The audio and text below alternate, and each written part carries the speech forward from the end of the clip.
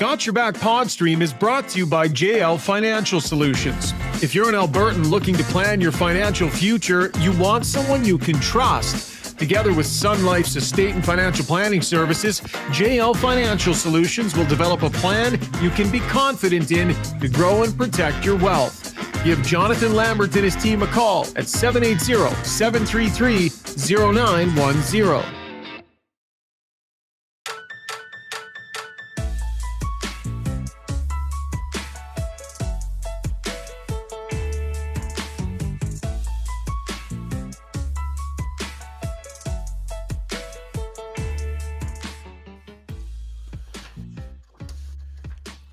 Missed opportunities, massive mistakes, 6 minutes of mayhem. The Oilers shooting themselves in both feet in the second period, and they ran out of runway. And this is now a deep, deep Stanley Cup final hole that they are in. Down 3-0. Welcome to Got Your Back post-game live stream edition. We are streaming live on YouTube. We are streaming live on Twitter. Taking the temperature of Oiler Nation tonight. Fans have to feel pretty apoplectic after this one. Jason Strudwick is standing by. Rob Brown's going to join us in a little bit. Simply Steve, or just Steve, manning the controls. And I'm coming at you from our long shot studio here in Sherwood Park. All you can eat wings on Oiler game nights. How many more will there be? $25 a person, though. Check out Long Shots in Sherwood Park. Great spot to go play some golf, watch some hockey, and have some wings. And as always, our show is brought to you by our proud title sponsor, Sherwood Buick GMC. They're excited that the Oilers are in the Stanley Cup final. And so they got an incredible deal for you, the Sierra 1500. Get ready to drive away with the best deal in town. You can lease a 2024 Sierra 1500, just $450 a month, 24 months. At 4.9% financing. If anybody out there is in the need for a new or used vehicle, go see our good friends at Sherwood Buick GMC, 10 Auto Mall Road, just off Baseline Road on the way into Sherwood Park. www.gmcpod.com is the website. All right, Steve, you can hop into, bud, as we say good evening to Struds. Steve, the question that you and I and all of Oiler Nation, I think the biggest thing on everybody's mind right now, the answer that we need is, do you think if the rally scarf had been blue, things would be different tonight, Struds? Is it the green rally scarf? The care and attention to detail I put into the scarf should have carried the day, regardless of the color. I was challenged by a few listeners today when I was up walking around at Rogers Place. A couple of people asked about the color. One person asked if I had, and if I did have it, could they wear it for the third period? But it wasn't enough, and breaks my heart because I was really thinking this might be 1-0 for the rally. And you called it a towel. It's a scarf. Did you call it a towel or a scarf? It could be either. It's like a bathing towel, filled with holes. No, that's disrespectful to the knitting community to use that type of language about something that's clearly a scarf. This doesn't seem functional. Steve, a bit of a wellness check here, bud. How you do? I mean, you're the voice of the fan. You work for the team. You bleed the colors. You're feeling similar to the way the, monstrous audience from around the world joining us now are feeling. Oiler fan. How you feeling, pal? What's the emotion? Yeah, not good. You just want to see some wins, right? I mean, it's funny. I watched that first game at Prospera Place here in Kelowna. They had a big screen at the hockey rink here where the Rockets play, and it was tons of fun, but no goals to cheer for, right? Yeah. So no time to stand up and high five everyone and all that kind of stuff. And that's sort of what's been lacking. I think it's just, of course we want to win the series, we want to win the cup, obviously, but we want to see a little bit more fun, a little bit more goals, and it's just it's depressing. Yeah, and I think that will be the sentiment that we have on the stream tonight as well. A reminder that we will be taking your comments throughout the stream. We'll try and work in some of how Oiler fan is feeling here, Struds, but then also in our Ask Us Anything segment coming up a little bit later on, Rob Brown is going to get to his home studio and then he'll hop in. But we're going to do 3 full segments of breaking down this game and this series, so tons of Oiler content coming up here, and then we got Struddy's World and Brownie Points Lots of great stuff ahead on the show. Let's get to breaking this game down, though. Brought to you by Adrenaline Diesel, Edmonton's heavy-duty diesel truck and repair shop. A unique shop for a couple of reasons. They can do custom jobs like exhausts, engines, body work. You can think of it, they can get it done, but they're also the Ghostbusters. If you have a problem others can't figure out, they will not quit until they have your answer. Gotta love that. High standards, great service. Visit adrenalinediesel.ca. So Struds, the game ended. And we waited outside, and we waited, and we waited, and we waited. And then they let us in the room, and then this huge crush of like, there must have been 150 of us go crashing into the Oiler room, and it was completely empty. No players there. So then we all formed a semicircle, and we waited, and we waited. This isn't about us. The point I'm making here is the players clearly needed to take a little bit of time to get composed, because that was a crushing loss. Everybody knows what it means. When they came out, they were good. I mean, they answered the questions and they did all the things they needed to do, but they took some time to compose themselves, because Struds 3-0. The hockey world knows what this means. Yeah, it's a monumental task. So, I never made it that far. I made it to the second round one time, and I can only imagine the feeling when you feel it slipping away. And tonight as I was in the crowd today watching, trying to get the wave going to get the guys fired up. When you see the way it went, I honestly feel like the Panthers are like, we're going to just play our game and we're going to let the other team make mistakes and we'll capitalize. Because that's exactly what happened. Yeah, I didn't think the Panthers were taking great risks. They weren't doing anything crazy out there, but they were defending hard, making it really hard for the Oilers to get there. Although I thought the Oilers did a way better job getting there, but it just felt like, so you're sitting that, I'm trying to put myself in that spot, and you're like, did we just beat ourselves in game 3, at home? I think that's the feeling I would have. And I can only imagine the sick feeling that must be as you come to realization what could happen 2 days from tonight. Yeah. I mean, it's got to be befuddling for them. And you know what it kind of reminds me of? I remember when this team started the season in the Grapper, and McDavid and Draisaitl weren't producing anywhere near their rate. The team was not playing good hockey. They weren't getting goaltending. Nothing was going right. Now, it's different. Like back then, everything was going wrong and they weren't playing good, right? Like they're playing good hockey right now. It's not good enough. But they didn't have answers. And I remember interviewing them game after game, and it was just like this vacant look in their eyes, like, we don't know. Like, we don't know. We don't know. And through 3 games of this series now, Struds, I mean, I sense that same thing tonight. Like they don't really have answers. Like I think we need to, perhaps Oiler fan needs to come to grips with the fact here that, I mean, there might not be another level that the Oilers just have to hit. This might be about the Florida Panthers. And I'm not saying that the Oilers can't, but I'm saying the Florida Panthers might be the magic elixir to the Oiler magic. And there's no guarantee, like it's going to be a slog, bud. The Panthers just might be that good. They're elite defenders, and that's through everyone. And if you get through them, Bobrovsky's there and he's at the height of his power. Yeah. Right. That's they scored 3 goals tonight, which was excellent. So that makes 4 for the series, right? 4 in 3 games. But they're so good at defending. So good. And you can see the Oilers were trying to get to the middle of the ice. Perry, Fogle, Connor Brown, like all those guys were. Henrique was all over the front of that. He was going to the net, all those guys going to the net. And they were really trying to get to Bobrovsky. Even at one point, I thought I saw Perry elbow Bobrovsky in the chest in front of the net. So they're trying. But I honestly, I believe the difference in this series is Bobrovsky, how well he's playing. I think he's going to be the Conn Smythe winner. And I'd be blown away if after the final buzzer, if it does indeed end, in their victory, they just don't hand it over to him. Say, here you go, buddy. Thanks for everything. Yeah, I'm going to dive into the Sport Logic stats a little bit here. Just had them emailed to me. So just taking a quick look. Oilers wanted to get to the middle of the ice more. According to Sport Logic, slot shots on net, 19-7 Edmonton at all strengths. High danger scoring chances, 20-10 for the Oilers. That's at all strengths. Scoring chances off the cycle, 16-3 for the Edmonton Oilers. Turnover scoring chances, 12-6 for the Oilers.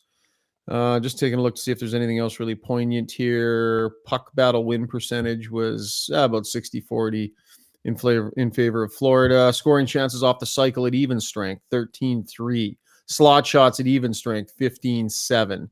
Turnover scoring chances, 10-5. Like, it feels to me, Struds, like a lot of what the Oilers said that they wanted to do, which was to take the puck to the middle of the ice and have more of a shooting mentality. I think they got the puck to the middle of the ice better, but there was 13 shots in that first period. I feel like they should have had 20. Like, I think they were still passing up shooting opportunities even early on in that game.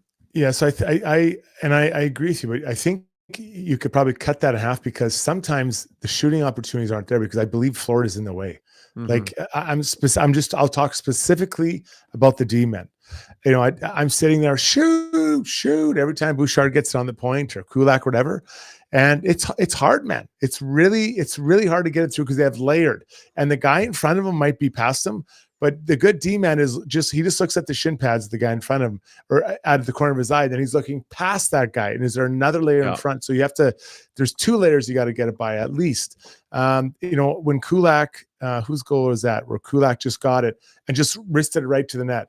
That's generally speaking the best chance you have when you initially get the puck against a team like Florida. Rip it at the net. Just get it there. And that was McLeod's goal, and that puck was going wide.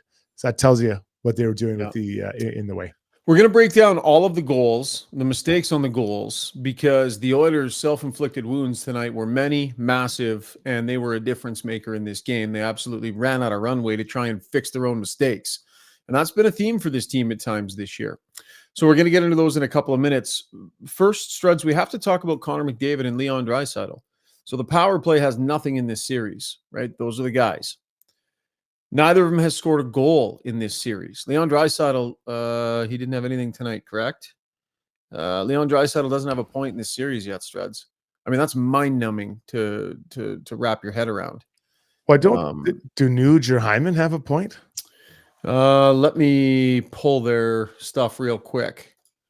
But maybe just give me a thought on how the Panthers have taken the most elite power play on the planet and two of the best, most offensive players on the planet and squeezed them to the point where they've given them nothing.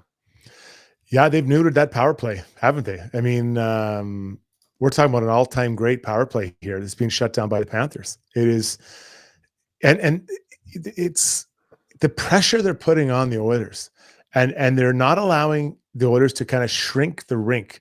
And so what I mean by that is that they're kind of keeping pressure up high, but not allowing passes to go through their, whatever you want to call it, diamond or whatever, 1-1-2, whatever you want to call it.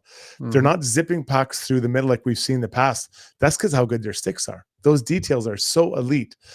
So they're keeping pressure on the points, staying in front of those so those guys can't shoot, but they're also getting their sticks snapped around quick enough so the puck can't go through them. And the D-men also have their sticks. Like, it's just it's a clinic of penalty killing that we're seeing. And I really appreciate it as I watched it today. I'm like, this is incredible what this power play is doing or penalty kill is doing against them. Mm-hmm. And then 5-on-5, I would have bet a lot of money that the either one of those two guys were going to score tonight, especially when the Oilers started coming back. I thought, okay, this is Connor's moment. These great players have moments, and he wasn't able to score. And that's, I've seen this, this is 3 games now that it's been hard to score for the Oilers. And I know they got 3 tonight. It's tough. And yeah, good point by you. Nugent Hopkins has got nothing. Zach Hyman has got nothing. The big offensive weapons for the Oilers have just been absolutely silenced in this series. And that is crazy. I mean, we all would have bet our whatever that they were going to have their best performance of the series tonight and that the big guys would show up. And that's why I think it's about tipping your cap to the Panthers to a large degree here, because they keep doing this over and over. They keep doing this. And Bobrovsky is a huge part of that. Let's hear from Connor McDavid as we get to the Weiss Johnson sound box. Dennis and the team at Weiss Johnson are fired up about the Oilers being in the Stanley Cup final. So they're optimistic, right? If and when they win, they're going to give away a Sear air conditioner. Enter now at weiss-johnson.com. Hit the contact us button and tell them who your favorite Oiler is. And you'll be entered into a draw to win that brand new air conditioner from Weiss Johnson. Jingle. Weiss Johnson, whoa. Okay, let's hear from Connor McDavid on the lack of offense so far in this series. Obviously, you got to have a lot of respect for what he's doing, how he's playing, and at the same time, I think, I can only speak for myself, but there's looks there, and you got to bear down, you got to put it in the net. Leon finds me on the backside and just don't make the shot. There's looks there. It's just you got to make the shot, you got to make the play. So, yeah, honestly, I like that from McDavid. Like, he's basically saying, we have to score. We have to. He knows it. He's not running from it. Connor McDavid, Leon Draisaitl need to get on the board if the Oilers are going to have any hope of extending this series. They just have to, Struds. You can't go over when your guys as important as they are. And yes, Hyman, and yes, Nugent Hopkins, and yes, other guys, but these are their big money, big offense guys. And, McDavid's got some assists now, but no goals. It's got to be killing those guys. And I'm going to include all four of them, not just the two guys. I'm going to include all four of those guys because they are the offensive leaders of this team. For them not to be, checking in with points and goals and I guess assists, it's got to be just driving them crazy. Like you think about it, you're always the guys the team turn to. The whole league is like, these guys just score when they want and they're unable to do it. It's got to be so frustrating for them. Looking for solutions. How do we get the power play going? How do we unlock it 5-on-5? How do we do this? How do we do that? Like and they have had chances. Connor's right. Like there are chances out there for them, but it's just not going in. So, here we are talking about 4 goals in this series by the supporting cast. A D-man who scores at times, Matthias Ekholm. It's not like it's, Jason Strudwick scoring. And then 3 guys today that are, Fogle, Broberg, and of course, McLeod. So 4 guys you wouldn't be counting on. But if I said, 7 days ago, I said, hey, there's going to be 4 goals from those 4 guys. How do you think they're doing? I'd be like, they're probably at least winning 1 game. Don't you think, Shocker? Yeah. Yeah. For sure. The fact that, it came tonight, which was good, like the support scoring and everything, but, they've needed more from the big guns, but they've also needed some contributions from those other guys at other times in this series because the margin for error has been so slim and a goal here or there. They got some tonight, Struddy, but that bottom middle 6 or whatever. They've been in these games too. And, we put a lot of pressure on 97 and 29 to produce offense and those other guys too. But look at the Florida Panthers. They're getting goals from different parts of their lineup. Sure. And that's the way it's supposed to look this deep into the playoffs.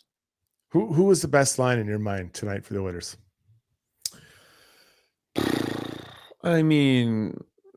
McDavid had 8 shot attempts.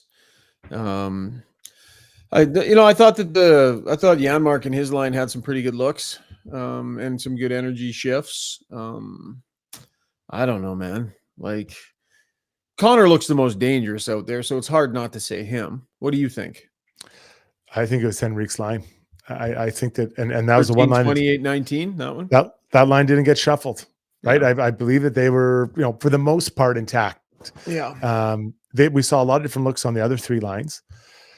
That line was good. And when I think of a bottom 6 line, third, fourth line, whatever line they are, the way that they hold on to the puck out to the zone and they to use your word, create momentum out there. And they scored a goal. I guess they didn't score it. It was Fogle that scored it, but a great little breakout pass by Henrique.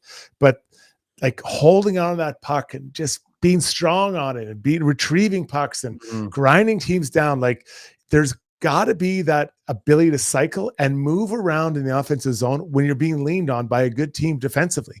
Right. And I think that line had, I'd say, the most success of anyone, just being in there and actually moving and getting off the walls and getting some chances. I thought they did a great job. I thought they were a good line, really good line. And so did the coach because he didn't change them up. Just taking a look at their stats here on Natural Stat Trick. So that was Janmark, Henrique, and Connor Brown. So they played 954 together at 5-on-5. Oh, did we lose Struddy there, Steve? Yeah, it looks like we did. Okay, that's fine. I'll just keep meandering along here, this stats line, see if you can get Struddy back. And if it takes us a minute or two, we'll just do some sound and stuff like that. Oh, there you are. There we Struddy, go. you got me, pal? Yeah, I got you. Yep. Yep. Okay, sounds good. Just taking a look at their stats here. So they had 55% Corsi for.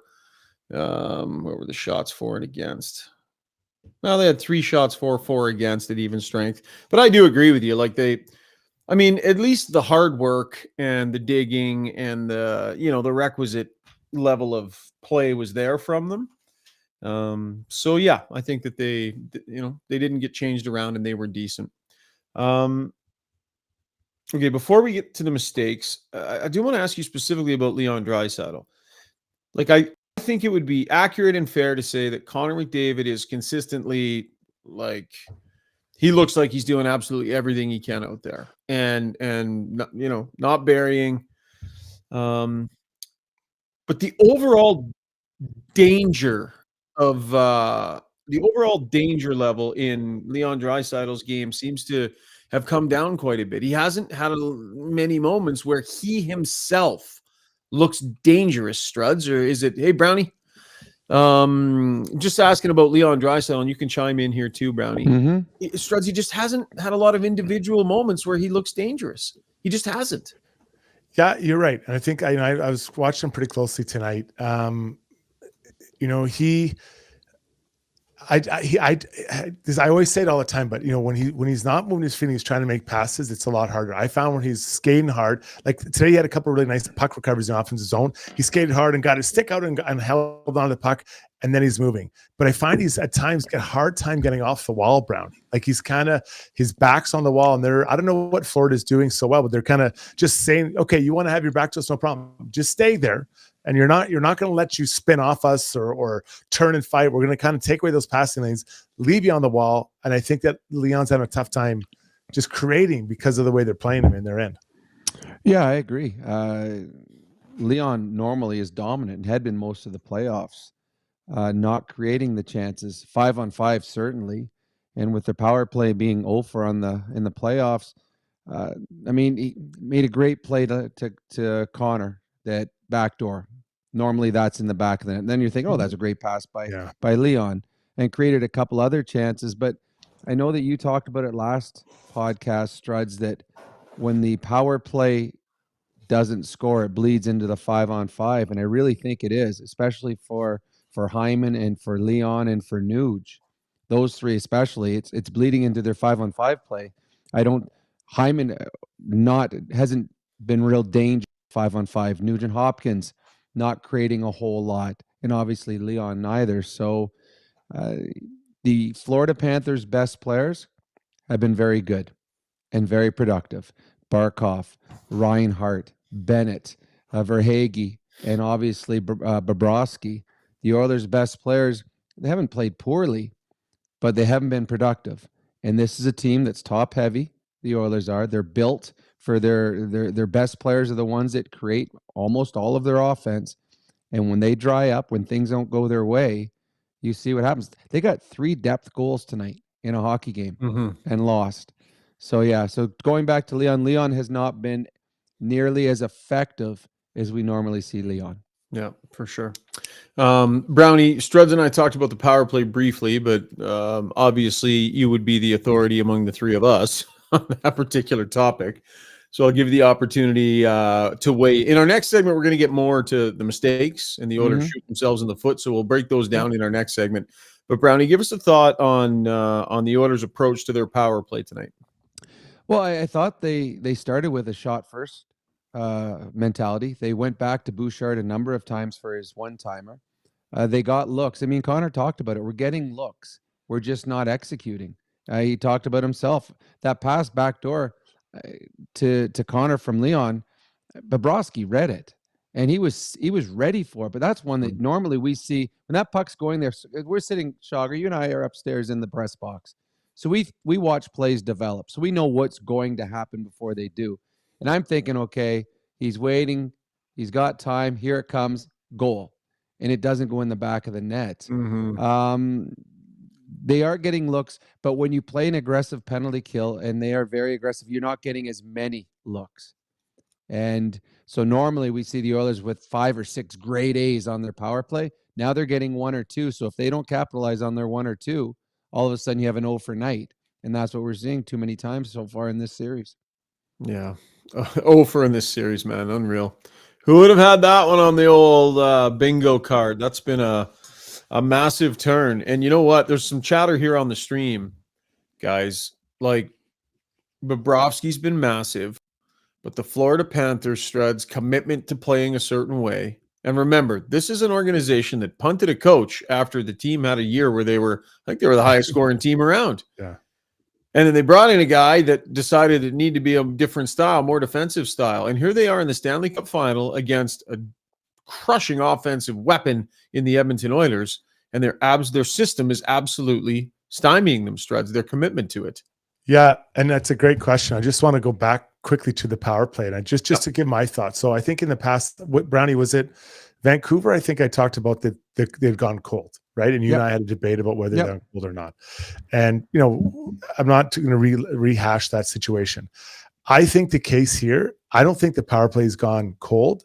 I think Florida's doing a great job against them, and I think there's a difference there, at least when I think about it. So,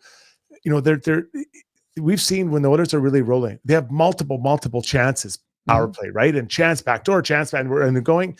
They haven't had that. So, I guess or maybe just I'm fiddling on the roof here, but I do think that it's Florida's doing such a good on that PK. I just don't. Yeah, but this is the thing, though, Struds. And I don't disagree with you, but like Noel Rinsky chimes in and says 5 posts on the power play and numerous 5-alarm saves. It's a game of inches.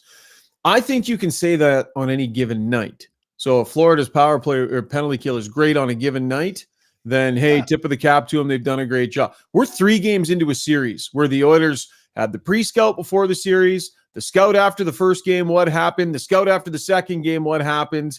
Like, this is a chess game where they're supposed to be figuring these things out. So, I think that the Oiler power play is a world-class power play and should be able to find ways to break through even the best of penalty kills, and they haven't been able to. But Shocker, they've had their chances. So that's the thing. When you're, and Knobloch said it best, sometimes the power plays just haven't getting some luck. Just the puck is going post and in, or you beat the goaltender. Or, in game 1 on the power play, Hyman beat Bobrovsky, had a wide open net, and he threw a backhand over the net. Mm-hmm. They have found ways to beat the penalty again. The way that the aggressive, and this they kill the exact same way the Oilers do, highly aggressive. So you need 3 good passes to beat it. So you're not going to get as many chances, but when you get your chance, it's going to be a grade A, because you're left alone, because you're so overcommitting to the other players. They've had those. The look they got from McDavid backdoor, that was the look. They were waiting for that, and they got it. So they found ways to break it. They just haven't capitalized. And part of it is misfiring, like we saw with Hyman hitting post. We saw Nugent Hopkins had the wide open net, went right off the post. He had Bobrovsky beat, or Bobrovsky making big saves. So when you're on the power play, your whole goal is to get looks and to get chances. Now, they've got to do a better job of beating Bobrovsky, but they have found ways to beat the power penalty killing unit. They just haven't found a way to beat Bobrovsky. So they're not going to get as many chances because this is an elite penalty killing unit. But they have had the chances, and they have had the looks. McDavid talked about it, and they are happy with a lot of the things that have gone well with the power play. They just haven't been happy with the fact that they haven't found a way to get the puck behind a goaltender who's got a 950 save percentage in this series. Mm-hmm. That to me is the reason the Edmonton Oilers are down 0-3. Yeah, well, maybe it's just not enough of what works, though. Maybe the answer on this power play is more pucks to the net, more pucks to the net, more traffic in front, more traffic, try and create those rebounds and those bad bounces. Because, I still think that you tip your cap to the penalty kill, you tip your cap to the goaltender, but this is a power play that should be able to break through and figure it out, right? So chances and posts don't mean the Oilers power play is playing well. They don't. Then do more of what you need to do to put yourself in better position. Chances and posts, one night where maybe you're on the wrong side of it, fine. 2 nights where you're on the wrong side of it, what's going on here? 3 nights where you're on the wrong side of the chances in the posts, guys. I disagree. I disagree. I disagree. You're trying to get chances. That's what you don't get a guaranteed goal when you find, okay, this pass from here to here, that beats them. That's a goal. You're just trying to create the chance. And that's what the Oilers done. So they have done a job where they've gotten their chances. They just haven't capitalized. Connor McDavid at a backdoor should have scored that goal. That was, they broke it. But Connor McDavid didn't finish the shot. So give credit to Bobrovsky, and maybe McDavid, it has to be a different shot. I don't know. Maybe he holds on to it a second later. Maybe he goes upstairs, downstairs. I don't know what it is. But they have broke it. They have gotten their chances. They have gotten their looks. So that means the power play's done its job that way. They just have to find a way to beat a goaltender. So being on a power play, that is the key, is getting the chances. It's like a goal scorer that hasn't scored in 7 games, but he's got 24 shots. He's getting his chances. So he knows eventually they're going to go in. It's the goal scorer that's gone 7 games with 3 shots. That's a goal scorer that's struggling. Last word on the power play, Struds. I'll phrase it this way. I believe this penalty killing unit is making the Oilers look very uncomfortable on their power play. And that's how I should have phrased at the beginning.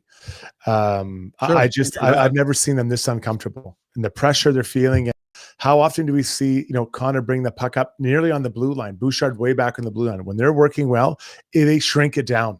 They shrink it. It's tight, and they look very uncomfortable out there to me. I know they're in the offensive zone, but being on offensive zone and creating isn't the same. When the Oilers started taking the shots that weren't quite so obvious, second half of the game or third period, when they started taking some shots that were, just get it on net and get some bodies there, get some traffic there, that's when things started to happen for them. And it is not a strategy of theirs on the power play to just get pucks on net and get bodies in front. That's not a strategy they employ on their power play. But how many shots did they have through 2 periods? 28, 29? Yeah. They're getting shots. It's not like they weren't shooting through the first 2 periods. They were shooting. They got when I asked McDavid after the game what changed, game what changed when it started to come, and you heard him. He said we started to get more pucks on the net. Like they changed their focus and started chucking pucks towards the net, looking for not the obvious shots that the goalie's ready for, not the obvious ones, Brownie, but just throwing it there. And it started hitting puck people. luck. They didn't get puck luck earlier. They got puck. I mean, the shot by Broberg was missing the net by 6 feet. I know. That's what happens when you're thinking just throw it at the net. Yeah, but did they shoot more in the third period? What were the shot totals in the periods? So you think the only thing that changed was their luck? You don't think their strategy changed at all? I do think they got better luck. They had great looks on Bobrovsky, but you said they got more shots in the third period. What were the shots over the course of the game? Did they take more shots in the third period? No, they took a lot less. Yes. They had 13 shots in the second period alone. Yeah. Or no, 16 shots in the second period alone. They outshot them 16-8. I guess the point is if you look at the way the goals came, they came with them taking shots and players going to the paint. Okay, going to the how point. It started happening. That's different. You said they shot more. They didn't shoot more. Well, you know what I'm saying. The point I was making, Brownie, is that it's not a strategy for the Oilers on their power play to crash the net with a point shot coming in. That's not what they do. No, that's not what they do. But and that's what worked for them when they started scoring some goals at even strength. That's not on their power play, though. Well, maybe that's something they need to do more of. They have the best power play in the league. They have all year long. So now they change in Game 4 Stanley Cup Finals. Well, when you're over for an entire series, maybe. Yeah, but they're getting chances. That's the thing. They're going to go in. Puck luck. They need some puck luck is what they need. In the third period, they didn't shoot more. They shot less, but they got puck luck. Mm-hmm. Strud, you want to break the tie? I think they got the puck to the net quicker in the third period. So it didn't allow the guys to set up. Like you think of Broberg's goal. Yeah. You're right. Brownie's missing the net. Kulak's, the tip by McLeod. So would that not make sense on the power play too? Yeah.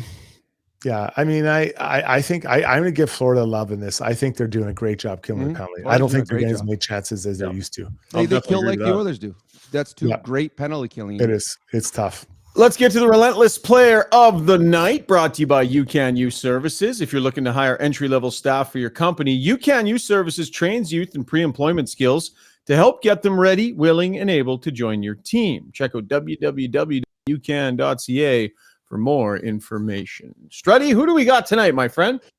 Yeah, it's a tough one. I don't think I give it to an Oiler. I just don't think I have that in me tonight. It's I had a few guys in mind, but I'm going to go and give it to Ekblad. I thought Ekblad was oftentimes in the right place at the right time, blocking shots, getting in the way, and haven't given the team a lot of love. So I'm going with Ekblad for that. He was mean tonight too. Hey, Brownie, he was in a bit of a bad mood. He had some mean moments. It's funny at the beginning of this series after game 1, we talked about if you're going to come down on going to Ekblad's side. I'm not sure his speed. And then game 2, we're like, okay, wow, what a game he had. How about the last 24 seconds of the game? Ekblad just took the puck in the corner and held the puck against the boards. He had 4 Oilers trying to dig that out, including Connor and Leon. I mean, I thought that's a great call there, Struds. I thought Ekblad was excellent in this game. Has been the last 2 games. And I take back what I said after game 1. He has been so good these last 2 games and a difference maker out on the ice. So he was relentless in this game. And yeah, I agree, Schauger. He played nasty. He played mean. And it's funny, of all the nasty and mean things he did, the penalty that he got where he barely touched, I'm like, seriously? All the things you're like, oh, that's the penalty that you call? But no, Ekblad, he was fantastic. And again, one of the many reasons the Florida Panthers are up 3-0. Okay, when we come back, a deep dive on the self-inflicted wounds. And there were many. Short break here on Got Your Back, then tons of show left. Stay with us. The fastest growing male grooming company on the planet just got even better. Backscape 2.0 with a revolutionary friction fit handle makes the razor easy to pop in and out to shave not only your back, but anywhere on your body. And those hard to reach spots just got even easier with the new ergonomic design. Backscape's new titanium shave head makes for a smoother, more comfortable shave that respects your skin. Backscape 2.0. Stay smooth, gentlemen. On paper, my life looks exciting. In reality, not so much. Every day it's same old, same old. Clock in, clock out. Then I discovered Play Alberta. I can play casino games anytime. Bet on any game. And buy lottery tickets anywhere in Alberta. I think my spleen is ruptured.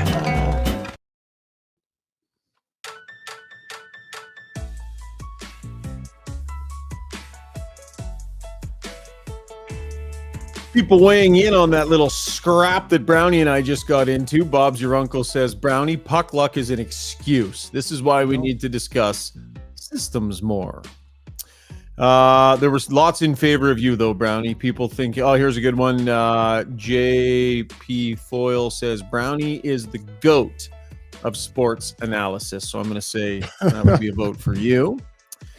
Oilers are unwilling and unable to make the necessary adjustments.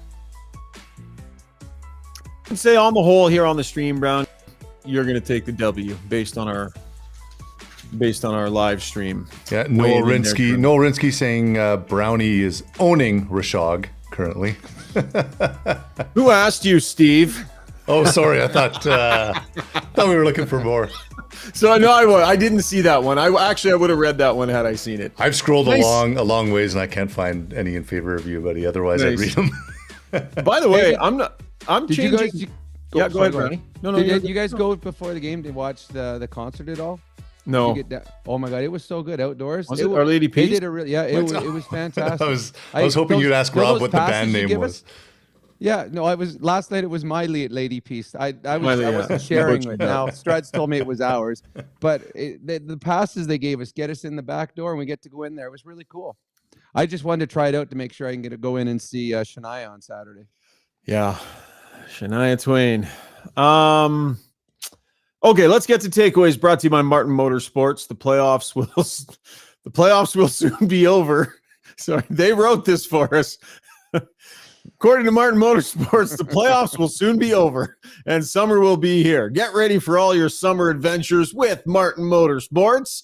One-stop shop for all the toys for your next outdoor adventure. Quads, side-by-sides, boats, Sea-Doos, motorcycles, Vamoose, e-bikes, and more. Their showroom is packed full of machines, boats, and accessories. Head on over to Martin Motorsports so you're ready to make memories this summer. If you have anything painful that you need to get your mind off of, Martin Motorsports can help you with some fun. Okay, gents, the self-inflicted wounds tonight. right. The Oilers had a bunch of them. Let's just kind of take it through goal by goal here, Struddy. I'll start with you on the 1-0 goal. 2 key mistakes, to my eye, by the D pairing of Bouchard and Ekholm. How did you see that?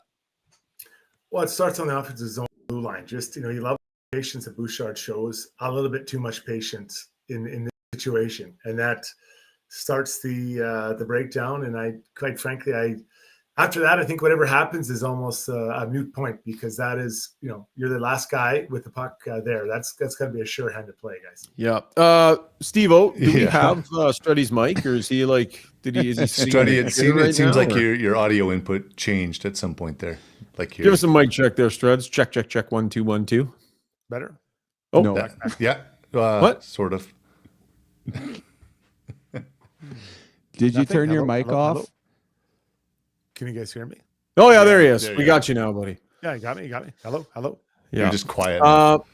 Brownie, which of the 2 errors did you like less on that? The Bouchard turnover at the line 4-on-4, or Ekholm not getting the stick?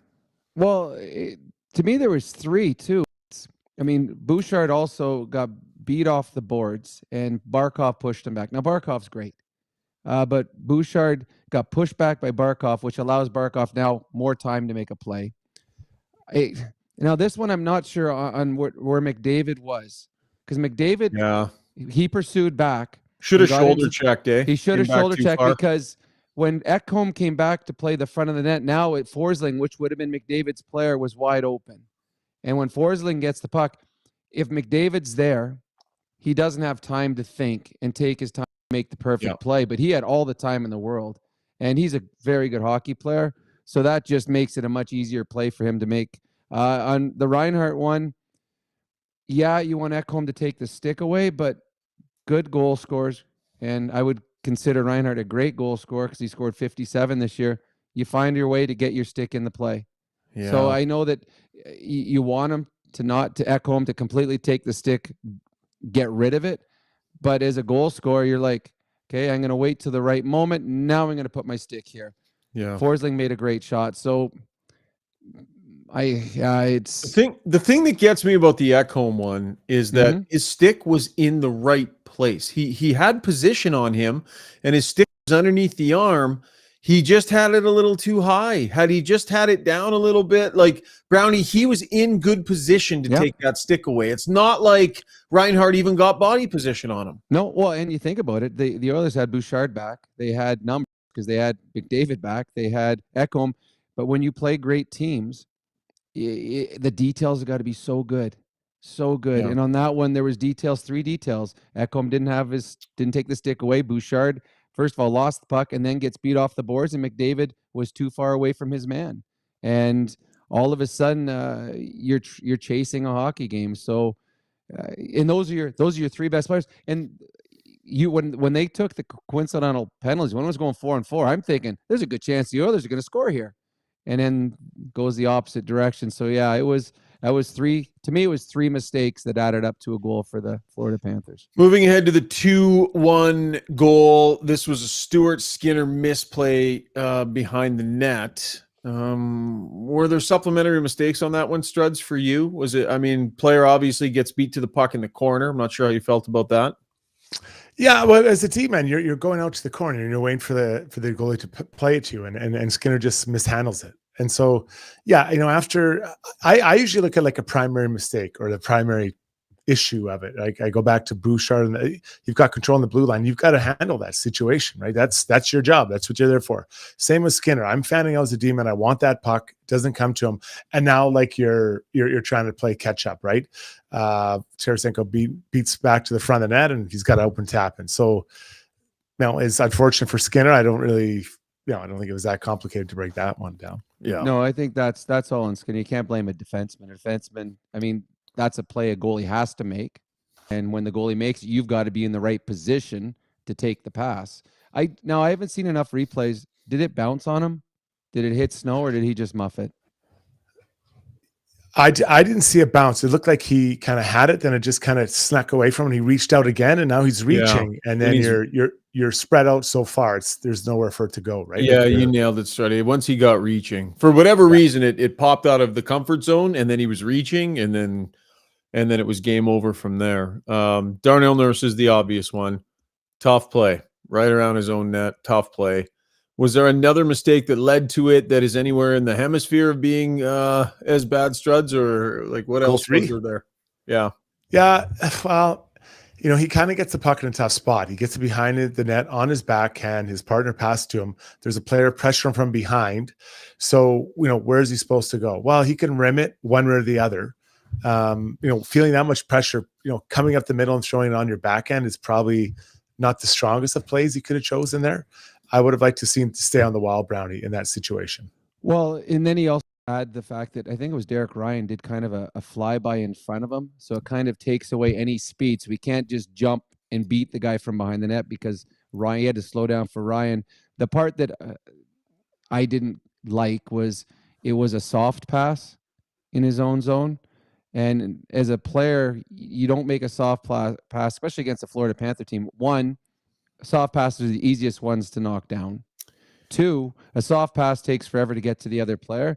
And if you're waiting for the pass, all of a sudden that player, you're going to get leveled.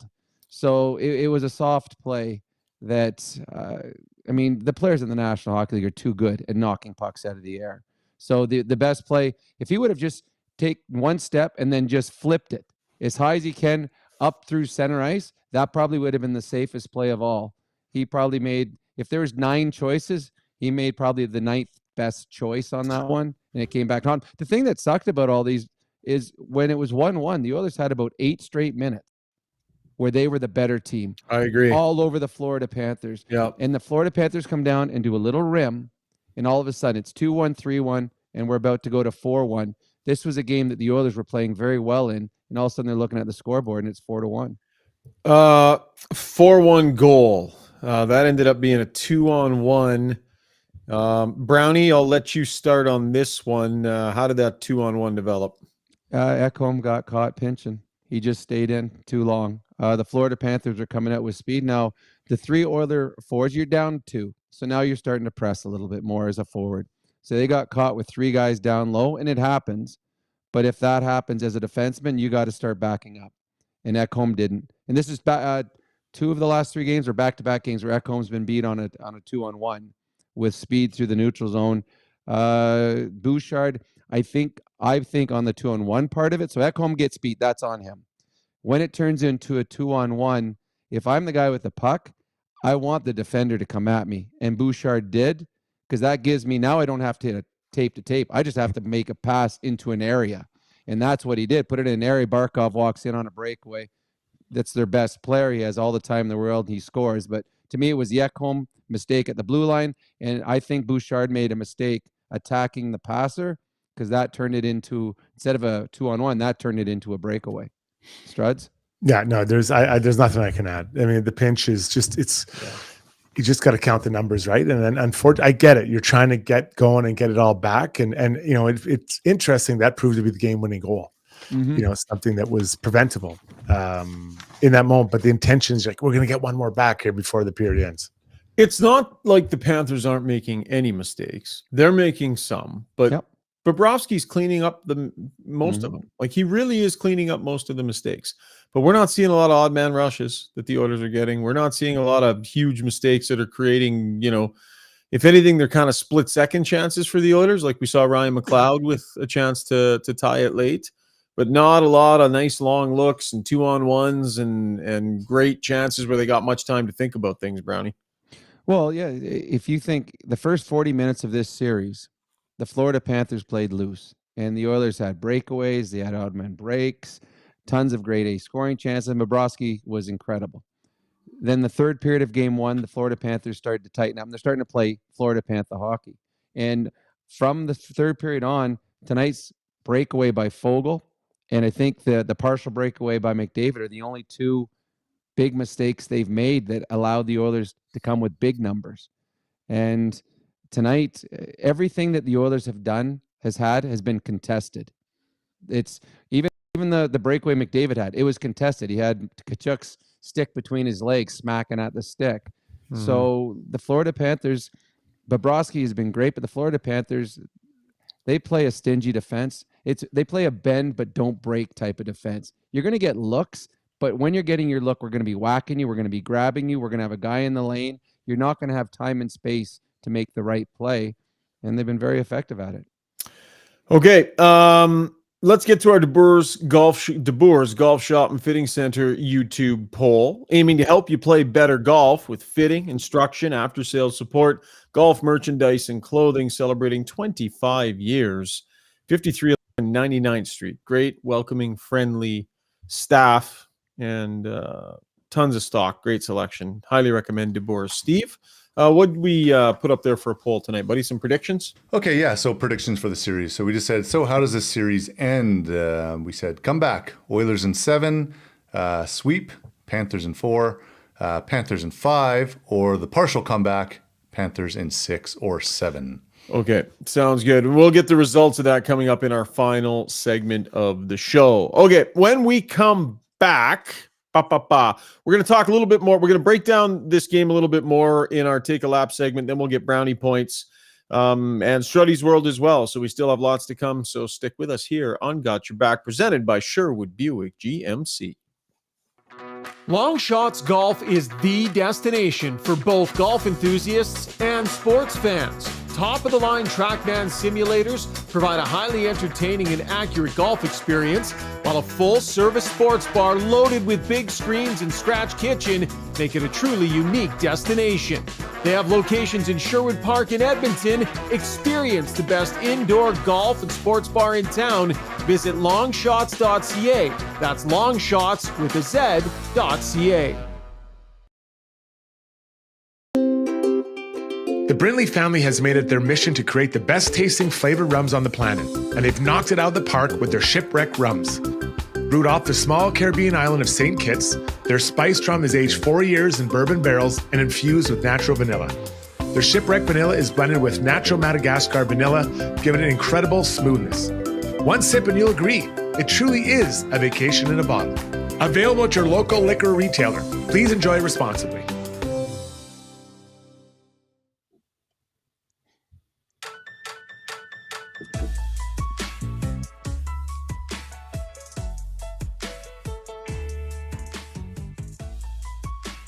Sorry, folks. I brought us back from commercial break a little bit early, and Ryan's got a mouthful of something. I don't know, grapes. Sun chips. We're good, buddy. No, watermelon tonight. Watermelon. 37 pieces of sun chips. All right, time to take a lap. Brought to you by Backscape, the fastest growing male grooming company on the planet. Just got even better. Engineered with a friction fit handle, lets you effortlessly snap the shaver in and out to touch up the rest of your body. Just for Father's Day, 30% off the starter, advanced, and deluxe kits at Backscape. Great deal. Check them out online, backscape.com. That's bakscape.com. Stay smooth, gentlemen. Okay, this is a steep hill to try and climb. Cliches are going to be abound for the next couple of days, gentlemen. It's just all about, they already started post-game, but it just is what it is. Struds, this has been done, in a Stanley Cup final once in NHL history? This is, everybody sort of knows what this can do, this math, even guys that are crappy at math like me. So what in the world is the right approach truly for the Oilers to be taking here? They're due. Someone's due, right? It's due to happen. Sooner or later, it's going to happen. It's not going to go on indefinitely. So honestly, the biggest thing I think they're going to need to find is just create energy within that room, because it seems like the longest walk ever, right? They're walking up Mount Everest. It seems like a long walk. So, there are things to take away from today's game. Like, look at the third period. They put significant pressure on Florida. They found ways to score some goals. They kind of unlocked, for the most part, what they hadn't done at all was Bobrovsky. So I think you try to say, okay, guys, the third period, we may have found something here. Let's get going. We're still, eventually our power play is going to break through, and eventually our big guns are going to break through. So like they haven't played terribly, right? And I'm sitting amongst the fans, right? I'm a man of the people. I'm hanging out in there, visiting with the fans, and they seem so down. They're so down, like they're close, but Florida's a really good team. So take these positives, build that up. You know, the negative, the guys that, you know, we went through and made the air, they know. They don't have to tell these guys at game 102 or whatever it is, right? So take the positive out of this game, build momentum, try to hit the ground running Saturday night, and get a win. And then just start there. Did you wear the scarf, Struds? Did you actually have it on at the game? No, I didn't. I was hoping to get a win under my belt with it before I started strutting around. Roger. So you call it a rally scarf, you show it to the world, it's lime green, and then you don't wear it? How is it a rally scarf if you don't wear it? Emotionally, it was with me. Emotionally, everywhere I go, it's with me. Brownie, have you ever been down 3 Cobb in a best of 7, Brownie? Like what's your deal in this situation? I did, yeah, in the Stanley Cup Finals. It turned out well. We lost game 4 too. Or I should have known that about you. But. On home ice as well. The exact same scenario. Okay. In a game that we were the better team in game 1, should have won game 1. They came back and they beat us in overtime. So yeah, so fantastic. Thanks for bringing that one up. I think to me it's simple. And in the dressing room, you have one thing. You say, "Let's get to Florida." Our goal is to get to Florida. We're not here to win the series. We're not here to let's get to games to get back to it. Simple. Let's get to Florida. Win a game and get to Florida. Get on the airplane, and then we'll worry about what happens afterwards. Again, I agree with a lot of what Strud said. The Oilers, if the hockey gods were fair, this series would be 2-1. The Oilers have played well enough in this series to have at least one victory. Their best players have not been as effective as we know they're capable of. Their secret weapon, their power play, is a nada. To me, just win a game. That's all you got to worry about. Don't worry about anything else. So come out, play your best game on Saturday night. If it's good enough, it's good enough. If it's not, it's not. You can watch the Stanley Cup, go to the other team, but bring your best game for one night. Ro Nelson coming over the top says, WTF, Struddy. You have to wear a rally scarf. Otherwise, it's just a green scarf. Unless you've ever knitted something the way I have and it's heart I put into that thing, you're not qualified to tell me how to use a rally scarf and the process. Are you kind of not ashamed, but I mean, are you looking at it now in hindsight being like, okay, why did I pick this color? No. Or why did I make it so long or wide? Or why is there so many holes in it and the sides are uneven? Like you having, and it's your first go here, Strud. So I'm not trying to be overly critical, but you're presenting this thing to the world like it's the answer. None of those statements are true. I truly felt it was going to win tonight, and maybe I'd bring it up for game 4, I guess. Struz, are you the guy that goes to a ball game and like you wait to see if the team ties it up before you put your hat on upside down? You don't want to put the rally cap on in case it's wrong, but they get it. Okay, look, the rally cap is on. The rally scarf didn't do its job. Because it wasn't out. How do you rally when it's hidden? Don't hide it, Strud. The spirit is strong. Be proud. Have you ever watched Lord of the Rings? One ring to rule them all. That's basically what I had going on with these scarves. One scarf to rule it all. Let's go Stars. All right, that was Taking a Lap, brought to you by Backscape. Time now for Brownie Points, brought to you by Hamel's Premium Jerky. Steve, the people need the music. You got Hamel's music, makes everyone happy. No? That's a hard no. We don't have it? She's suffering back there. No, that's okay. I'm putting you on the spot. That's okay. There you go. There it is right there. This Alberta-based family-owned business opened in 1962. Their beef jerky is out of this world.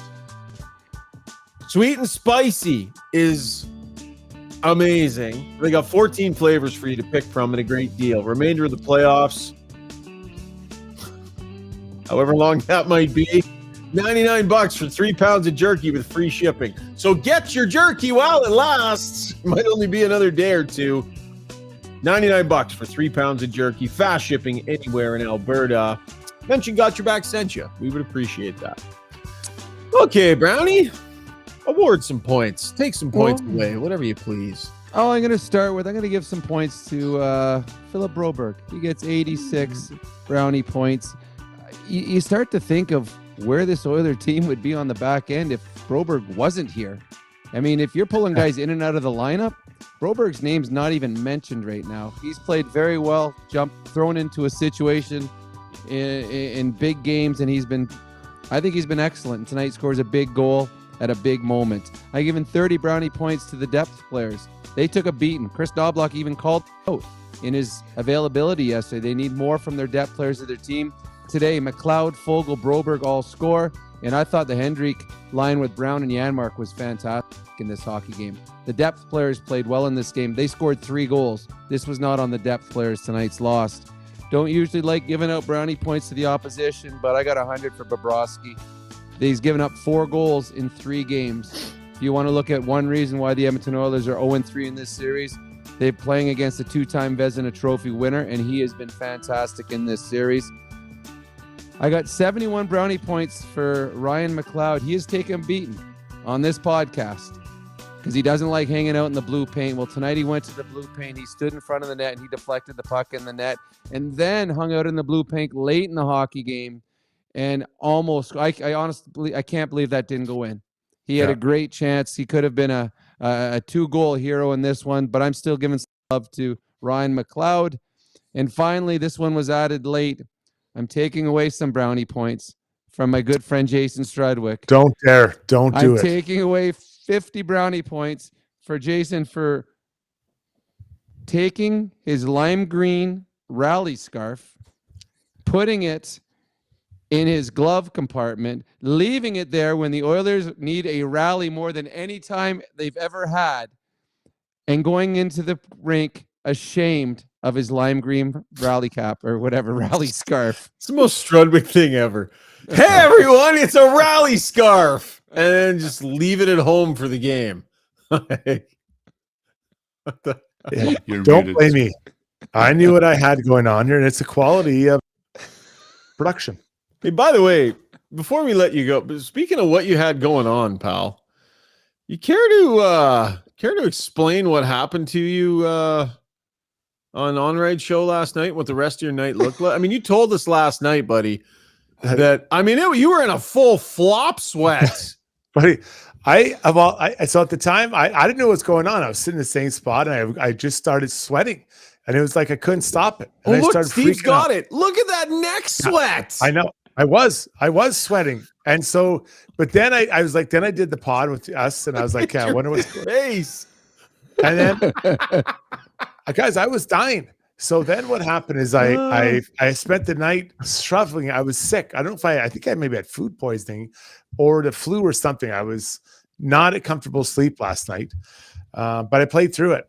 Both on Jay shows the pod and all day long today. I showed my wife Holly the video, and she says you're suffering from male menopause, and she has some estrogen patches that she can lend to you that you can wear when you have these menopauses. Well, I've never had it before, so I'm not saying she's wrong. Like I didn't finish. I think I know what it is, Struds. We all notice your star on the rise. Spit and Chicklets, Jay Onright, TSN 1040. Right.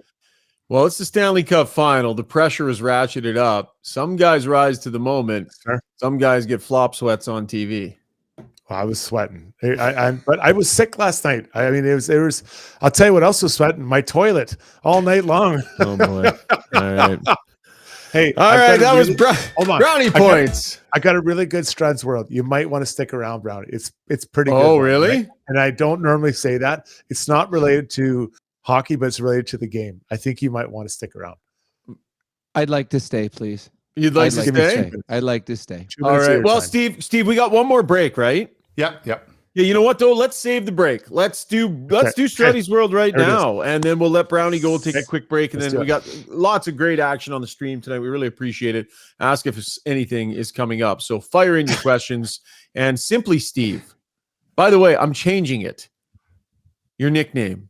We'd sort of decided just Steve, but I think Simply Steve sounds way better. Ooh, yeah. We get a vote by the team. Simply Steve. I like it. Struds.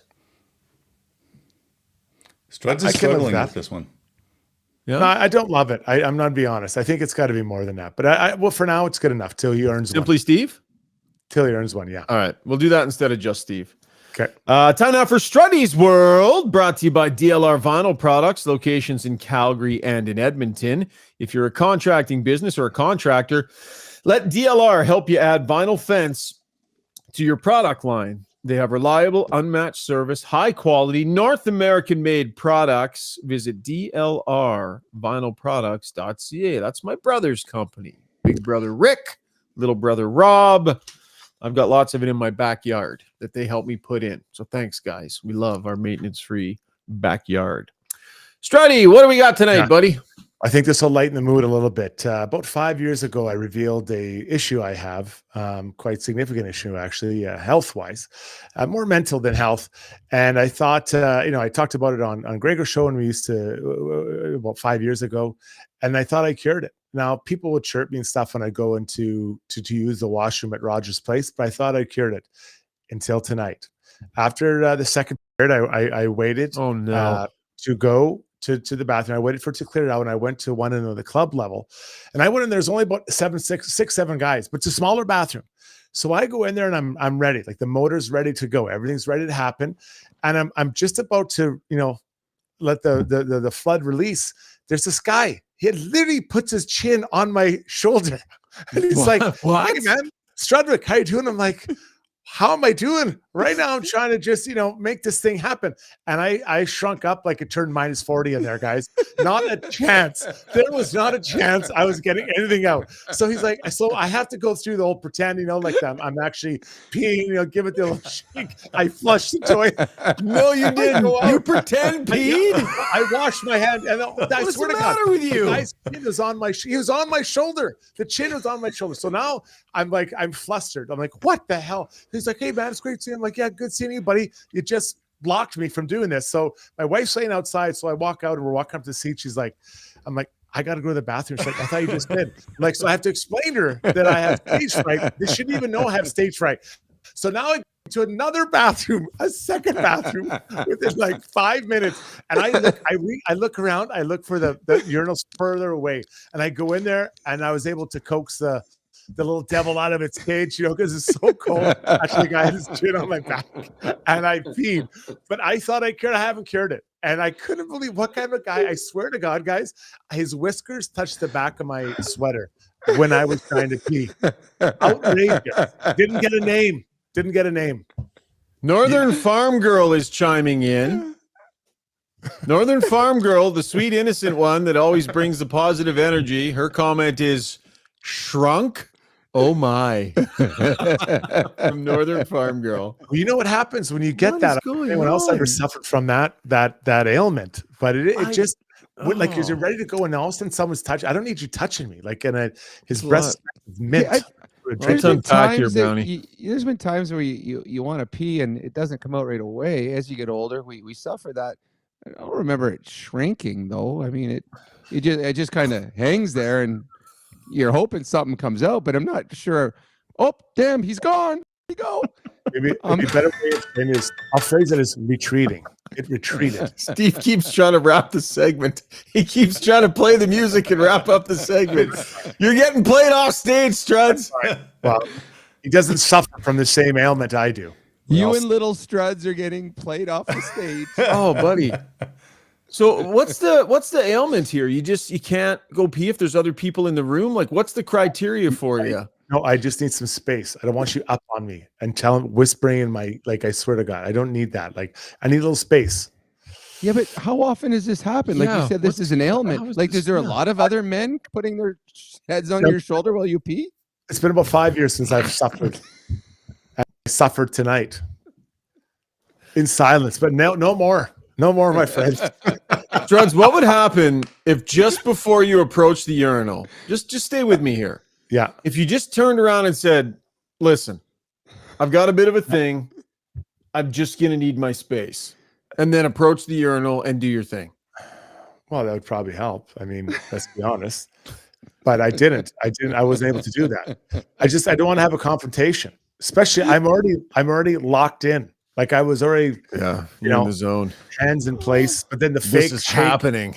in the flood, the toilet, washing my hands, a whole 9 yards. You have to confess to your wife I have stage fright.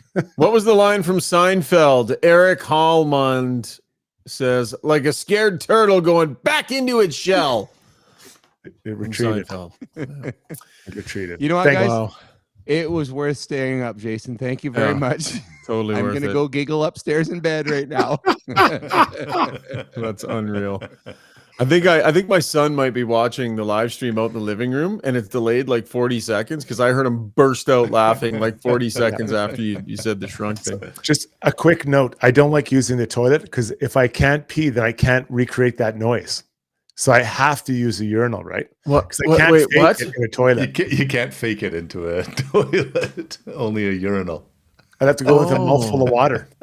Spit out the water like a So you water come bottle walking, in you your come walking out of the stall, nothing having had happened, Yeah. and people would be like, "What's going on?" like the Trevi fountain, spitting water out just to like The slowly. deception is what gets me. The fact that you feel you owe the world deception, like just turn around, People are walk watching. away, man. Don't even wash People your are hands. Just walk away in defeat. No, I don't want it because if I shake a lot of hands, I don't want that on my resume record. Oh boy. Thanks for having me. All right. That was Struddy's World. I can't believe my brother's paid for that.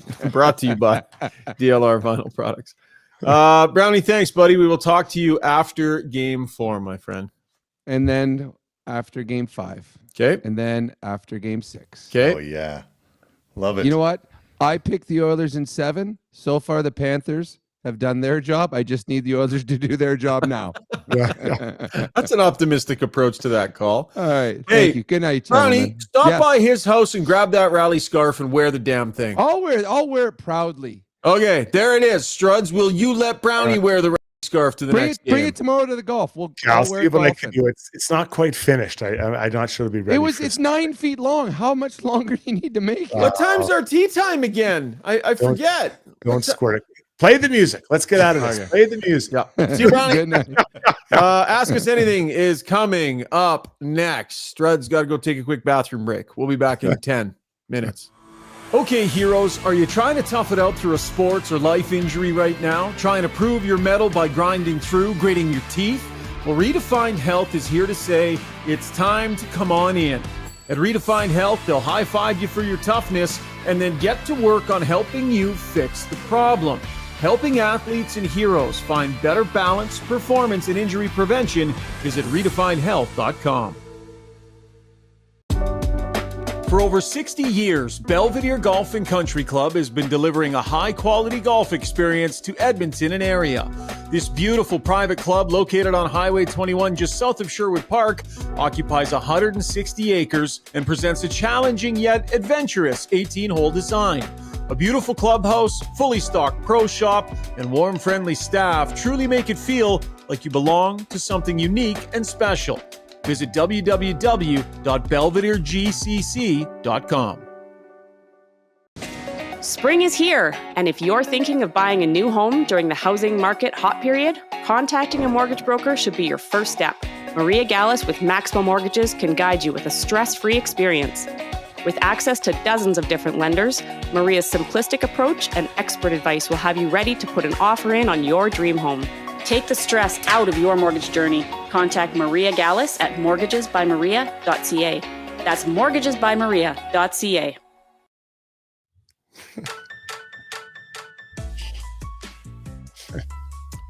Noel Rinsky says Struddy's World is a lock for play of the Play Alberta Play of the Day. I'd probably agree with you on that one, Noel. Okay, time for Ask Us Anything, brought to you by the Shark of the Park, Renee Buclan of Maxwell Devonshire Realty. She's all about amazing service for her client. Buying a house is a huge deal, and you need someone you can trust, who you know is working 24/7 to either sell your home or help you find that perfect house for you and your family. I've used Renee. She's awesome, truly. Give her a call, 780-994-0280 is the phone number. Okay, Simply Steve-O, what are the people saying, my man? Okay, do you want to start with poll results? Oh, yeah, let's do it. Okay, so the De Boer's Golf Shop and Fitting Center poll results are in, and the question simply was, how does the series end? So 48% of the people on the chat pretty down and pessimistic. They say it's going to be a sweep. Panthers in 4. Next is Panthers in 5. But a healthy 20% say comeback. Oilers in 7. And then partial comeback, Panthers in 6 to 7, just 8%. So 433 votes for that poll. So a lot of respondents. So thanks everyone for your input. Yeah, absolutely. We shall see. Yeah, we shall see. Whoops. Okay, so first of all, coming from Anthony Schauger, thoughts on McLeod's play tonight in general? Way better late. Mm-hmm. Had McLeod been playing better tonight, he'd have played more than 953. If you recall where he started the game, he had a heck of an opportunity. Didn't end up getting a ton of ice time. Then he got another bump late in the game, and then good for him. Went to the paint, did the tough things, and scored a big goal. Had a chance to score another one, so good on him. Not going to go out of my way to criticize too hard tonight. They've needed him. I would have understood if he weren't even in the lineup tonight. But he was, and he scored a big goal, and good for him. They're going to need him in game 4, Struds. Yeah, he's the exact definition of how you get to the middle. You're fast, you're big, and you get to the middle of the ice. And he probably, of all the guys, maybe the best one, or that has the best possibility to do it. Okay, Morning Bacon says it's time for Nurse and Cece to be out, Vinny and Phil Kemp to be in. I don't know. Yeah, I know that's not worth discussing. But maybe let's discuss Vinny. Take that into the decision that they made. It's Struds, what do you make of the decision they made on the blue line, Vinny out and CC in? Yeah, I mean, I don't know how much of a swing that really is, one way or the other. They're both comparable type players. No, I think that the fact that they felt Darnell was healthy, I thought Darnell was kind of going out of his way, especially early, to be physical and like mean, face washing guys and doing those types of things. So I think he kind of embraced the moment. But CC and Darnay, I don't find a massive difference between those two players, other than, I guess, size. Okay, so Reese says, guys, this might not be the time, but how lucky are we to have Broberg and Holloway get all of this playing and playoff experience before next season? It just all feels like a bonus, and they're going to come in the fall. I agree with Reese, just sort of with so much experience and like NHL playoff experience under their belt. Struds, what do you think about that? I think that whoever's GM is going to be happy to now have two players kind of locked into the team, but they had question marks at Christmas. Yeah, Broberg's here. Like, Broberg's here. He's here to stay. This is his welcome to the NHL party. Like, he can play at this level. So if he has a bad training camp, won't matter. Broberg will be here. If he doesn't start the way that he might, I mean, he has shown he is an NHL player now, Struddy, and he will be given a spot and given the benefit of the doubt, or he'll be traded. One of the two. Either make room for him or trade him. This up and down AHL, all that crap is over. He's an NHL defenseman now. 100%. Okay, Vane Moretsky says, Schauger, Nurse and Cece have been bad 3 playoffs in a row according to the analytics. Do we think Holland has underperformed in upgrading the fourth D-man? Yeah. Yeah. So, if there's to be criticism for Ken Holland this season, Struds, this is the area that it will lie. Is not prioritizing an upgrade on the blue line, and in particular in the top 4, right? We believe they were in on Tanev. Now, there are reports that he wasn't necessarily willing to come to Edmonton. I'm not 1,000% that that's the way that played out. Anyways, point is, we know they were in on him. They made the decision not to. They spent their money up front instead. And so they didn't upgrade the blue line. And I think it's fair to say, Struds, in what we've seen with the game at the highest level, the Oilers' blue line was good enough to get them here, but they're probably a rock solid, top 4 defenseman shy at this level. Is that fair? Let's compare it to Florida. Gustav Forsling, Montour, top 4, both good puck movers, great offense. The Oilers have 1. So I've been saying it. They need to have someone who's more of an offensive player beside Nurse. They can move the puck and get it out of trouble. They don't. That's not what CC is. Yeah. But quite honestly, he's not So, paid like that. circling it back around to Ken Holland, though, I mean, his team made the Stanley Cup final. They got to the Cup final. He stood pat on the blue line, and they got to the Cup final. It looks like they're probably not going to have enough here. And, the other thing, so yeah, I think that's fair criticism for him. But in the grand scheme of criticism to lob towards Ken Holland this season, I mean, his team made the Cup final. So I guess you maybe would want to temper it. I know you're a frustrated Oiler fan, but his teams have had a chance to win every year. Oh, and by the way, does anybody remember when he showed up? Remember how his entire second blue line pairing fell through the floor and was gone? And he had to completely replace a second pairing. Adam Larson walked and Oscar Klefbom retired. Like, that takes organizations years to recover from, losing two stalwarts like that. So I temper it a little bit more when it comes to my analysis of his blue line, Struds. Yeah, I mean, there's going to be lots of time to break this down, whether it's a win or a loss. But I think that we're starting to see kind of a clearer picture of what's required for this team to kind of just take the final step. Neon Rider, or sorry, who was it? Noel. 67 star 65 is who it was. Yep. Said, let's move Nurse to forward. I've heard so many people talk about this. We've talked about it, sort of jokingly on the pod before. But have you ever seen that, Struds? Like, have you ever been a part of a team where you've had a D move to forward or a forward move to D that are over the age of, 14, 15 years old? Brent Burns did it. Yeah, Right, Brent Burns. Bufflin is another guy. Oh, yeah. I did it as well. Not to toot my own horn. John Clem. I remember when you did that. I remember seeing you do. You moved to forward and then came back, or what? I played a bit of both. And there was another guy in. Was it Crow that used you up front? Yeah, he's the first one. Yeah. So yeah, there are times to do it. I don't know. I don't really see that as the move to be made here. So I remember I heard this when I was doing my nighttime show 10 years ago. I'm not too interested. That's our conversation. Darnell, we got an idea here. Now, listen, we're going to need you to stay with us on this one. Okay. Just hear us out here. Patience. Yeah. Third line, left wing. Yeah. I don't know, man. I don't know.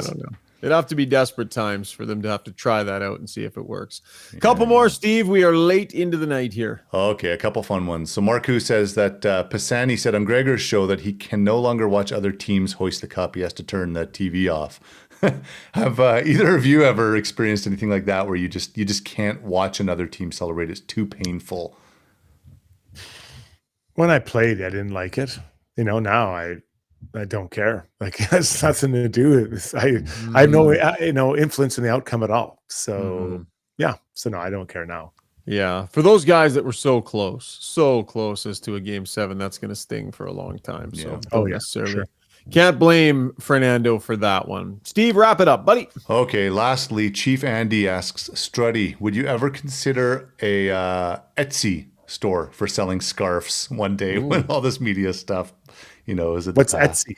It's a store where you can post and sell your own crafts. Yeah.